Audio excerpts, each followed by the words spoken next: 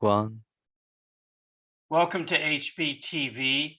I'm Harry Binswanger, the HB in HBTV. Today we're doing Ask Harry, where it's questions from viewers have come in from past sessions, so I'm going to begin with that. Harper Campbell asks, has the reason Western civilization not collapsed yet due to Ayn Rand? I think you mean, is the reason Western civilization has not collapsed yet due to Ayn Rand? No, Aristotle. If you're turning around a battleship, as the enemies of Western civilization want to do, it takes a long time to move the battleship around because it has such momentum. And right now there's an extra momentum. When I say right now, I mean for the last 100 years, there's been an extra momentum, the exponential growth of knowledge.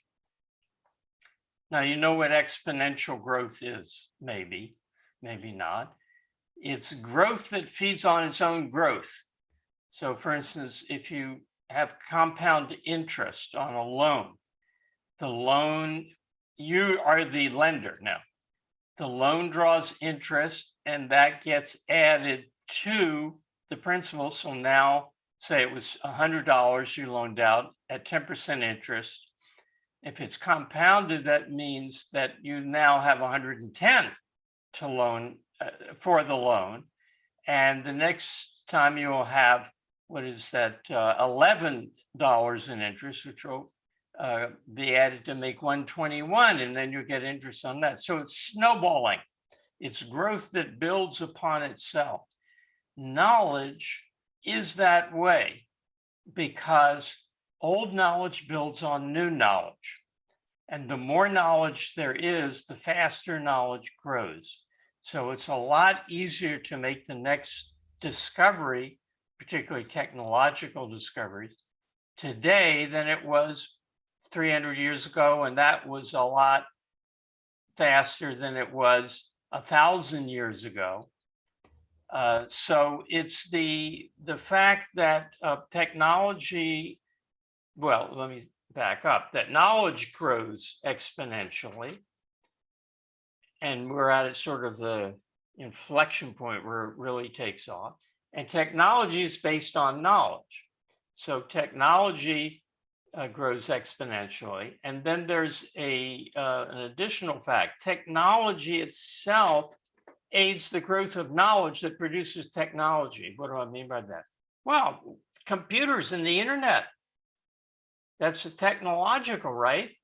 But the amount of new knowledge that they make possible and the quickness with which you can get that knowledge is amazing and has completely speeded up the course of discovery.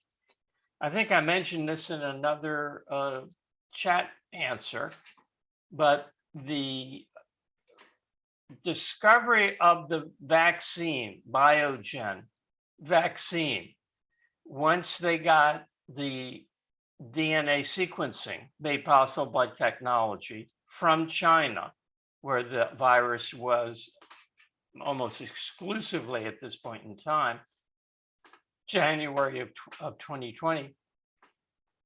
How long did it take Biogen to develop their vaccine, which became the Pfizer vaccine? Pfizer brought it. So how long did it take to get some of this vaccine, the mRNA vaccine? 2 hours. Normally, pre-technology, it would have taken 2 years just to come up with it. Now, there was a lot of slowdown because they had to test it, some of the testing being rational and some of it being irrational, meaning forced on them by the government.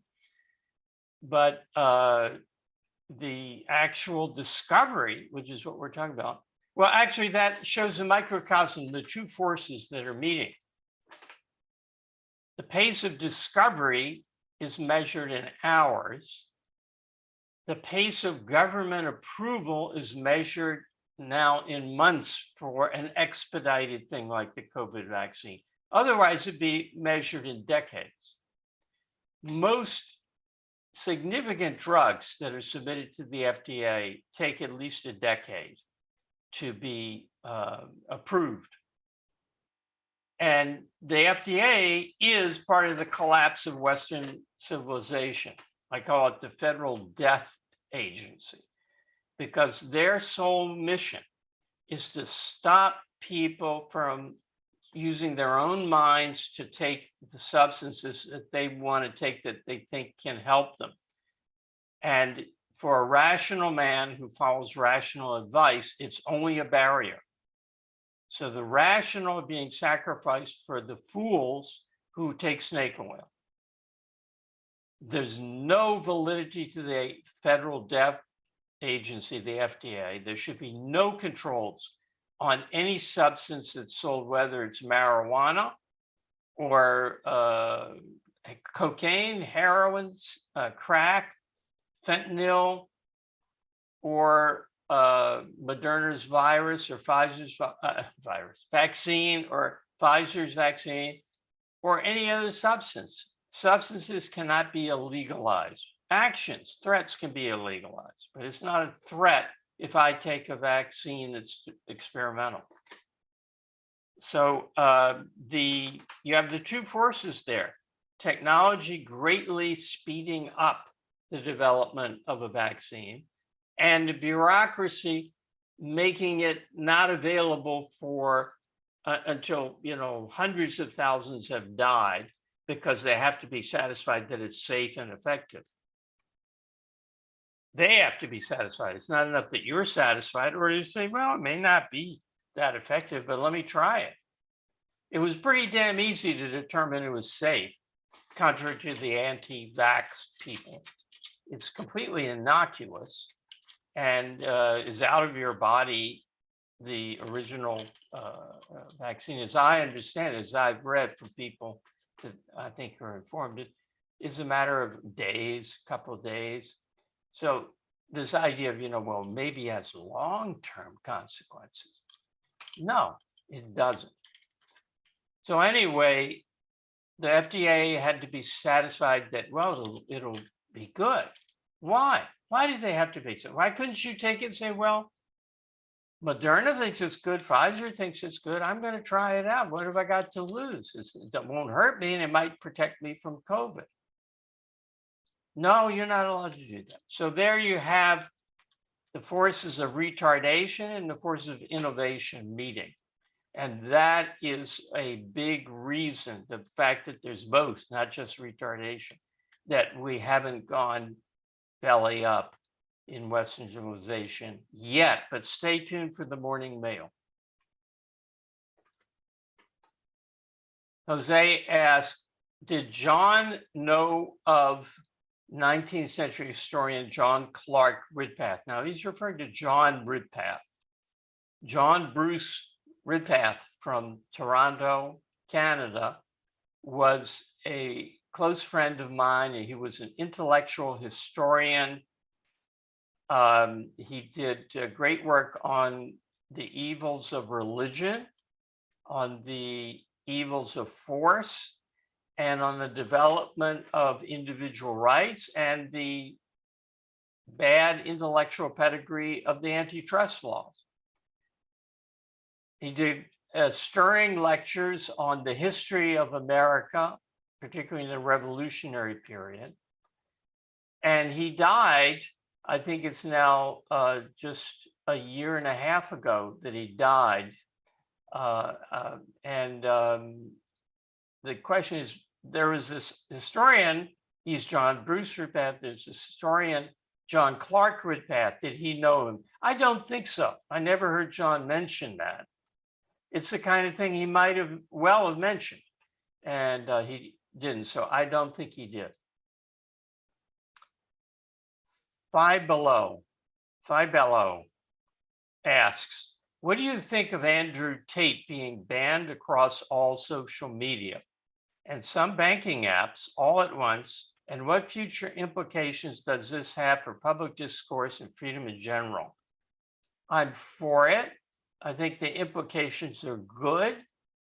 I think from what I've read, I just read it to research for this session, and I've only read a little tiny bit. So forgive me if I've got it wrong, but he is a misogynist. He said that women have to bear some responsibility for rape when they're raped, which is outrageous, disgusting.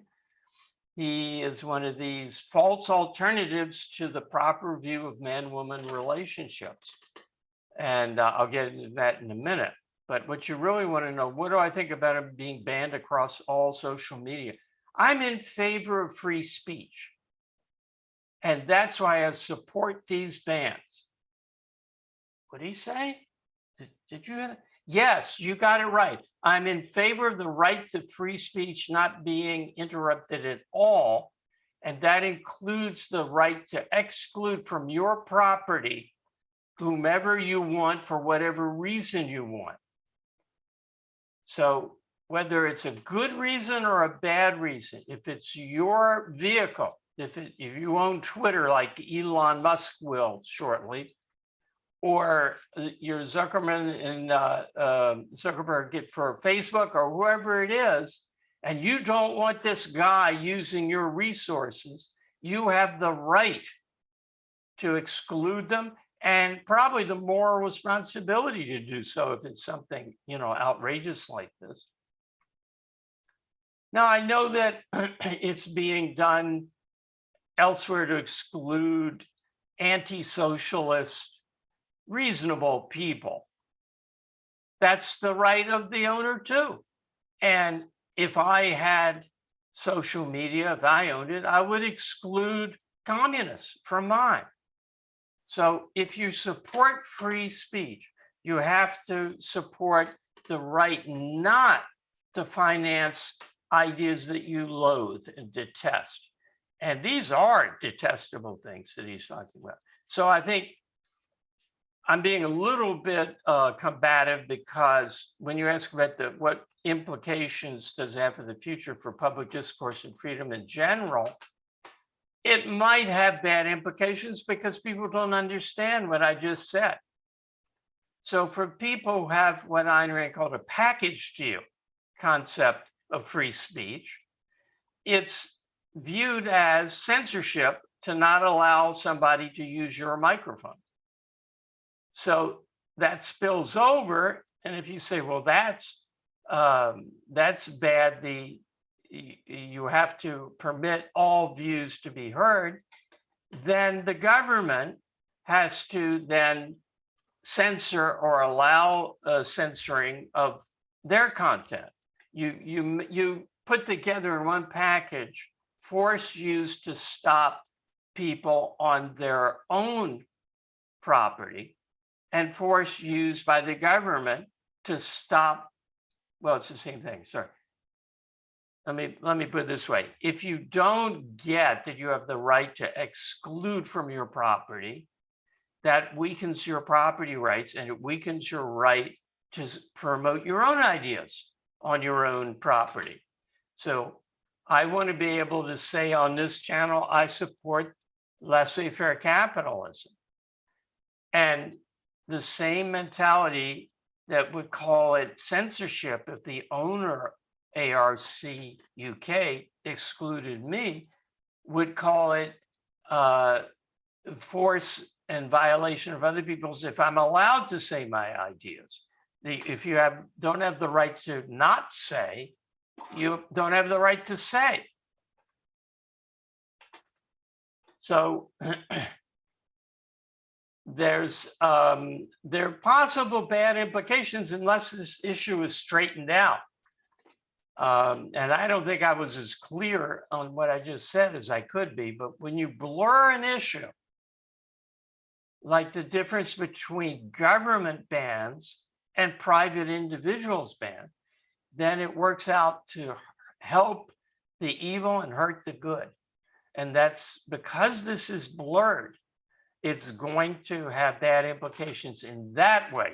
So I was being a little aggressive or combative in saying it has good future implications. It would have good future implications if people understood why it's the right thing to, it's the right thing to do and the wrong thing for the government to stop you from doing. Now they ban, banning things that are disgusting like this. They ban things that aren't disgusting, but they're right, but that's not a good thing. You get the distinction, right? You have the right to do what's immoral. You have the right to do what's immoral, as long as it doesn't involve physical force used against other people. And words are not physical force, unless there's. Sorry, I'm having trouble connecting to the internet. It looks like she who cannot be mentioned so try restarting them. is horning in. I don't know if you can hear it, but my Alexa, I should disconnect it. Alexa, stop. Plug in the Echo device. Alexa, stop. Boy, she can be annoying and helpful. So I hope you get the distinction between rights exist to protect moral behavior, but they don't forbid immoral behavior unless it crosses the line into physical force. And that's important here because I support the right to free speech, whether I agree with what's said or not, and you should too. I support the right not to promote ideas that you disagree with, whether you're right and rational to oppose those ideas, as you are in the case of Andrew Tate, or you're wrong and irrational to oppose those ideas, as when they ban some advocate of freedom. Now let's get to the psychological issue. That's of great interest. The opposite of the Kinderkuke Kerke old-fashioned view, feminine mystique view of women, that's German for children, cooking, and church as the proper sphere of women, they thought. The opposite of that old view is not that women and men are equal and that you should choose your own gender, and gender is a social construct, and patriarchy has ruined people, and all the modern cancel culture, woke culture stuff. I don't agree with that either. I agree with Ayn Rand's theory that women and men are intellectually equal and they're morally equal, but in the sexual realm, the man is the initiator and the prime mover, and the act depends upon his will, and it is proper that that be reflected in man-woman relationships. So it's not this, I don't support the modern erasure or attempt to erase gender differences, but they're not moral differences and they're not intellectual differences. And I learned this from a woman. Okay, let's go on.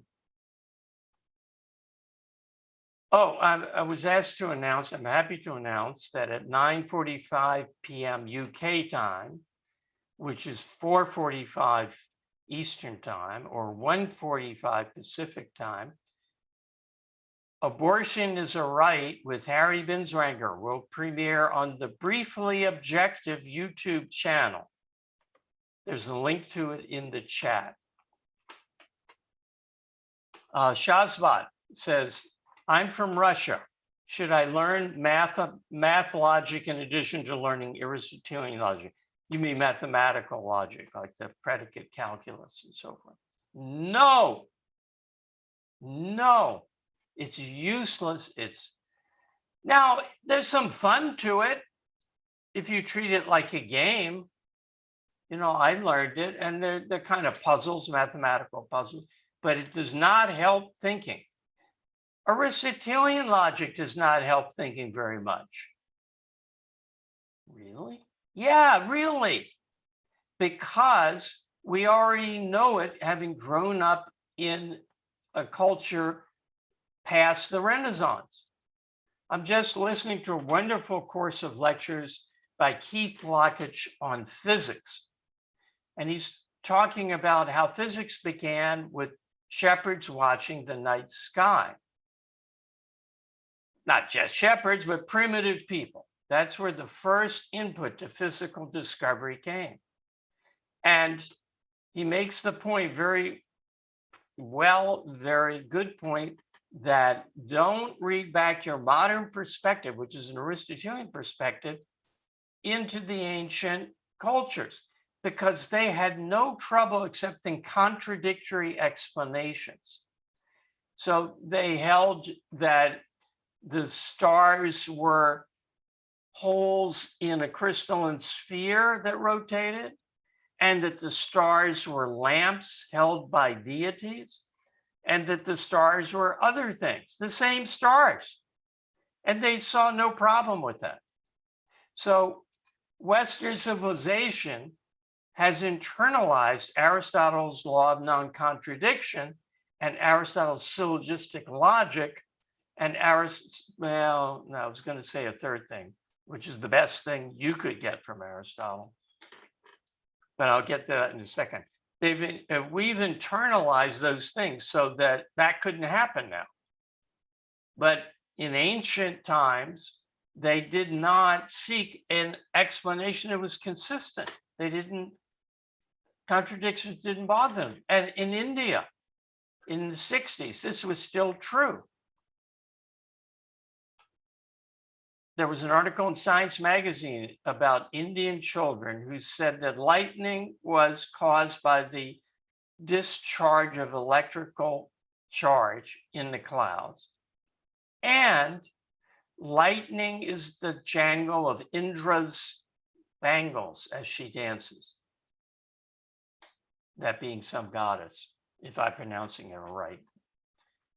And they didn't see any problem holding two contradictory views. This was published in Science magazine, 1964. I have the copy. So we've internalized it, and the only thing that you can get some value from is his theory of definitions. Not only did he identify the axioms, not only did he identify the rules of syllogism, and they're quite complete, but he laid down the rules of definition, all of which are correct. Beginning with the definition is by genus and differential, and you can look up what that is. For more helpful logic, read my book, How We Know, where I go into how Ayn Rand has taken the logic of propositions and the logic of arguments and added to it the logic of concepts. So she has added a third level of understanding to how logic works. For instance, there's Rand's razor. Concepts are not to be multiplied beyond necessity, nor integrated in disregard of necessity. So there's a lot to learn, Like I talked about package deals. She talks about stolen concepts, the fallacy of self-exclusion. She talks about a lot of things, and I cover it all in my book, How We Know. It's only a small part of the book. It's 2 chapters out of 9, I think I have. So no, mathematical logic can be fun, but it's a waste of effort. Oliver asks, where is the line drawn when it comes to premeditated murder? Well, on the face of it, that's not a question that you should be asking. Lines being drawn, I'm going to get to the rest of the question. Lines being drawn go through a cloudy area. That is, concepts do not carve out, most concepts, there are exceptions, but most concepts deal with the continuum. And there will be gray areas. Between black and white, there's gray. Between day and night, there's twilight. But that doesn't erase the night and day difference between night and day. So Ayn Rand's epistemology accommodates difficulties in drawing the line. And the standard example is, when should a child be treated as an adult? 18, 19, 20, 21, 22, 23, 24? You could make a case for any of those. And it's optional where you draw the line. You can't draw it at 4. A 4-year-old is not an adult. And you can't wait to 50. A 50-year-old is not an adult. But between 19, 20, 21, any number is as good as any other. So let me go on though. Where's the line drawn when it comes to premeditated murder? How do you create an objective standard of evaluations for that and lesser crimes?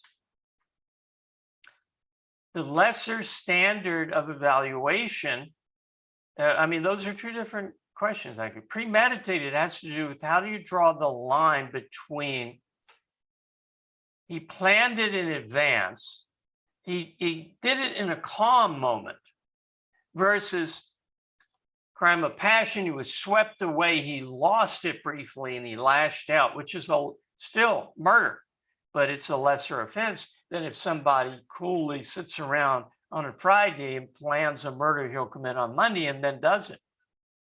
So how far in advance and how much emotion has to be involved?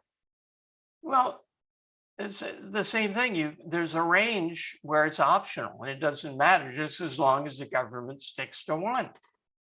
So you could say if it's 5 minutes before, some people don't calm down in 5 minutes. If it's a day before, you can't say he was swept away. If it's 5 seconds before, clearly, then in other words, he's screaming in anger as he sees a man making love to his wife and shoots him because he has a gun on him. Clearly, that is not premeditated. He's never met the man, didn't know his wife was having. Clearly, that's not premeditated murder. So you just pick something that seems reasonable and stick to it. But the second part, how do you create an objective standard of evaluation for that in lesser crime? The degree of damage to human life. That's the objective standard. And murder is at the top. Now, maybe you mean, how do you objectively decide that premeditated is worse, a worse crime than crime of passion? The degree of free will. For the same amount of damage that's done to the victim, if it takes a long period of evasion, and by long, I mean a day, couple hours, that speaks of more evil and more design against, more indifference to human life than if you didn't keep it together under the heat of anger, which you should have done. It's not true that you can get so angry that you draw your gun and fire. That's still under your control. You can't get so angry that you won't be shaking and yelling, but you can get control of your not. Let's see, do we have the picture going away? Let's make sure we don't. Okay, that you don't kill a man. So it's still a wrong use of free will, but if it's a wrong use of free will over a longer period where it takes less effort to see that it's wrong and you don't want to do that, that's more evil. So the degree of evil follows the degree of free will involved. So those are two standards that I think are objective. It's hard to apply them, but not killingly hard. Oh God, that was a bad pun, wasn't it? Daniel, and how are we doing on time here? And we got 1 more minute. I once read the following from a nativist / behaviorist, odd mixture. Yeah, it's maybe not, on Twitter. Quote, "You cannot prove physical dynamics with metaphysical evidence. Is there a stolen concept here? I'm reminded of Hume Comp." No, there is not. He's right. He's right. It's you who are leaping to a conclusion. You cannot prove that F equals ma, or that the gravity reduces this inverse square of the distance between the radii of the centers of mass by A is A.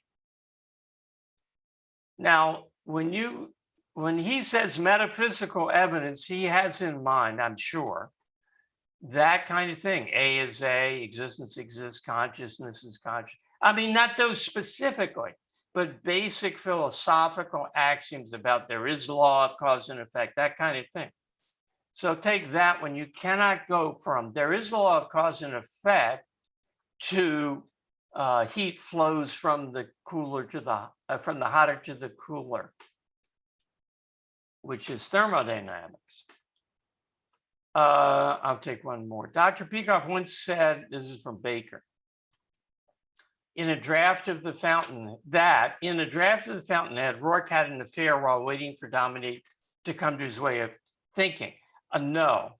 What would this have said about Roark that Rand did not want? I think you're misremembering that. I don't think I'm misremembering Roark, but I'm not 100% sure. But what I recall, there was a girl named Vega whom he met before Dominique. I think he even met her at Stanton Institute of Technology, where he was a student. I'm not sure about that. And it was over.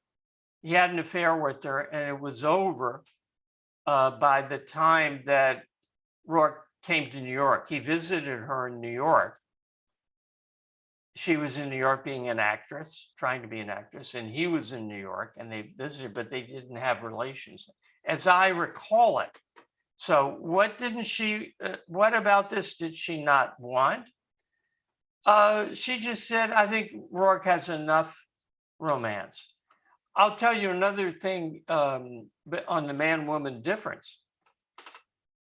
People, if you look at Ayn Rand's novels, the heroines, the women heroes, usually have more than one lover. Dominique didn't. She's a special case.